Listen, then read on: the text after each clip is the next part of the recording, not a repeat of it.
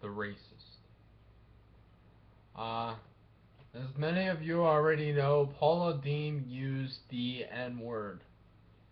Yes, the N-word. Paula Deen used the N-word. So many people are up in arms about this. How she apparently used the word nigger. I don't know what terminology she used it in, what kind of way that she used this word in, but she did use the word nigger. Now, I'm going to say that those were the only two times I've actually used the N-word for a extremely long time.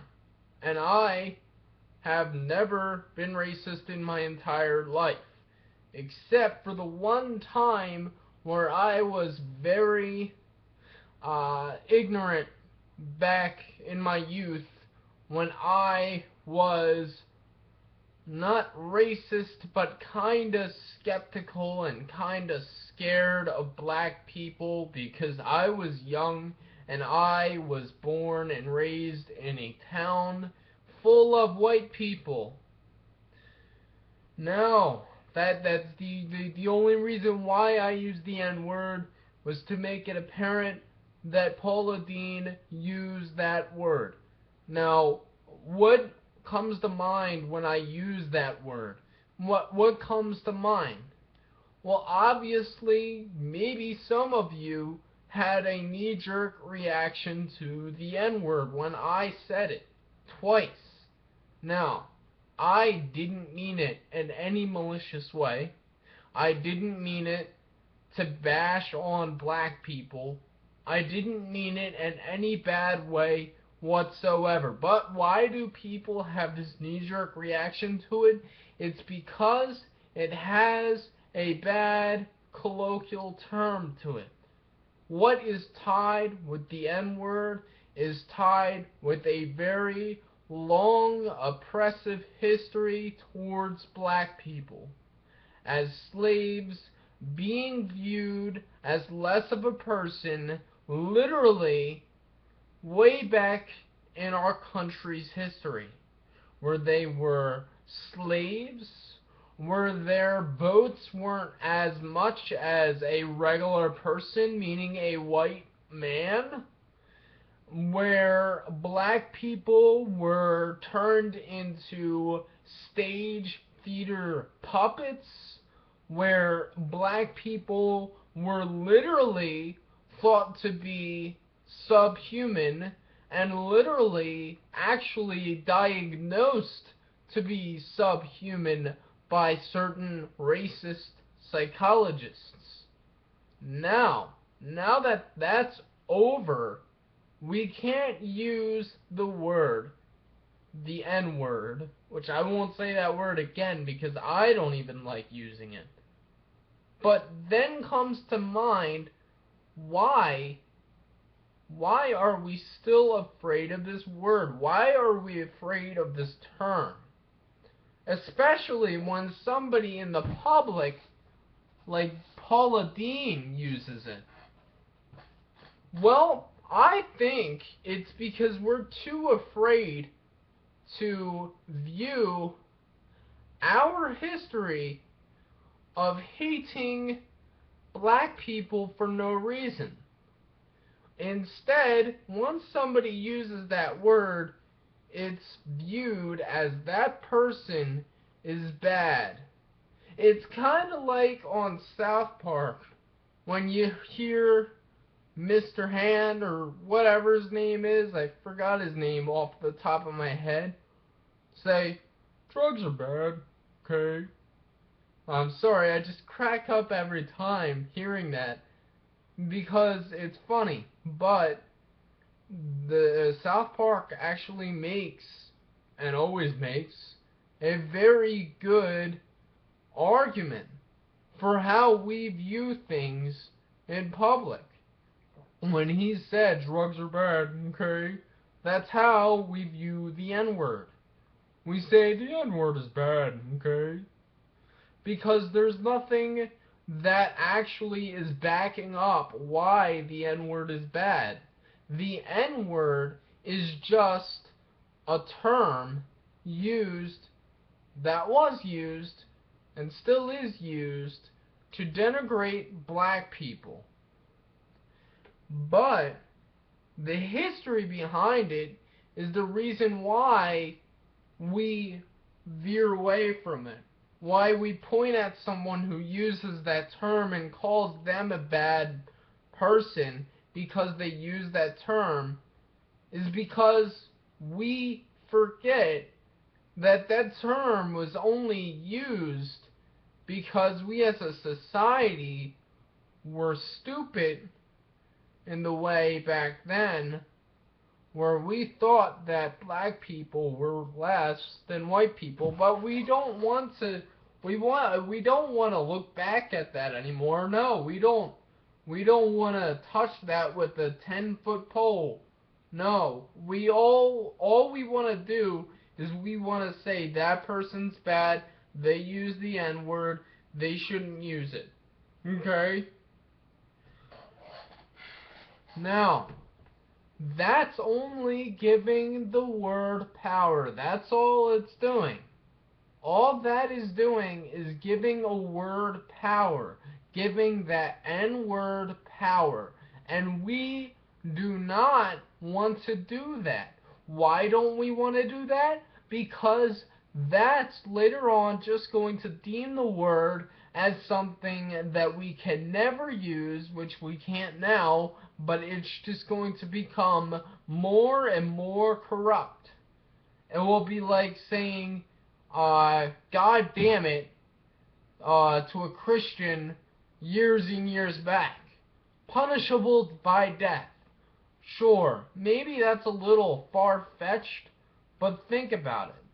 These people are already in outcry towards Paula Deen's stupid mistake of using the N-word, and they're not even watching her show anymore. Some people are not watching her show. Some people are attacking her belligerently. We're actually making it so that this is a national news story.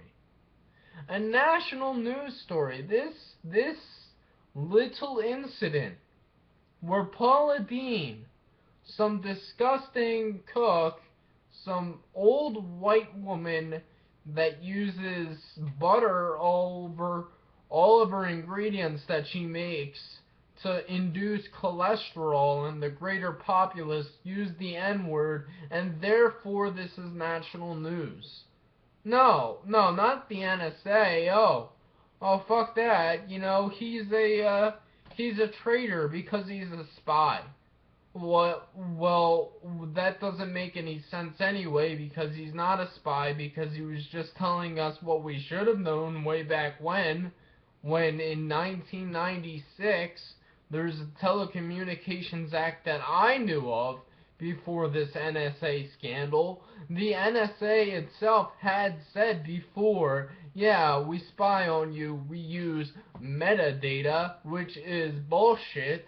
They get all of that information, put it into a database somewhere, and then just conglomerate it and make these diverse mathematical theorems of if that guy is going to be a political dissident, we're going to maybe drone strike him, which is another thing that this Paula Deen scandal is just pushing way back where. Oh, drone strikes? Who the fuck cares about that? We have Paula Deen saying the N-word. When are we going to come to the realization that a word is not bad only if we give it power to be bad? Sure, maybe it's not a nice thing to say the N-word. Sure, maybe it's not a nice thing to say the F-word. Or maybe it's not a nice thing to say to use the R-word or something like that. But it's not national news. It's common sense.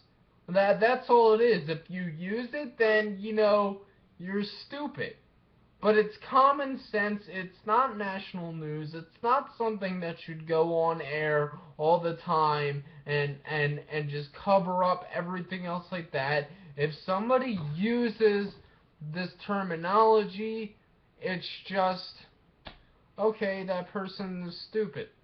That person is stupid, which I would think, or maybe less intelligent would think, oh, that person's racist, which Paula Deen's not racist, she's just really fucking stupid. But that's not a national news story. What a national news story is the NSA is spying on us. They have been spying on us even before Bush's Patriot Act. Even before then, there was the Telecommunications Act of 1996, where AT&T took place in storing most of the telecommunication lines that they got from cellular phones that were working over a 2G network and landline phones that were working on constant bitrate transaction and time frequency multiplexing.